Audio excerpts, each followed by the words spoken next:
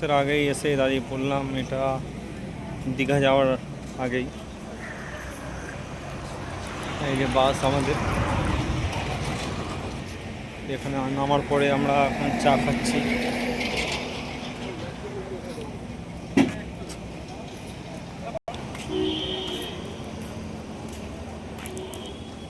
এই যে আমাদের বাস।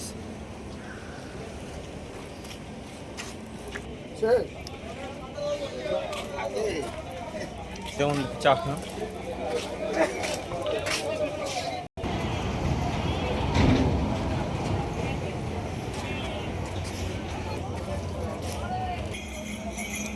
অন্য বাসের ভিডিও আমি এখন করছি।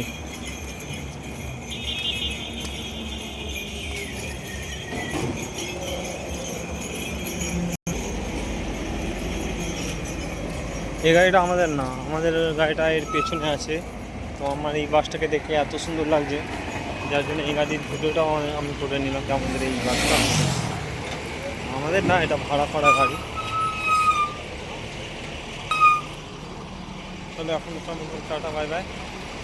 আবার অন্য কোনো ভিডিওতে দেখা হবে তোমাদের সঙ্গে।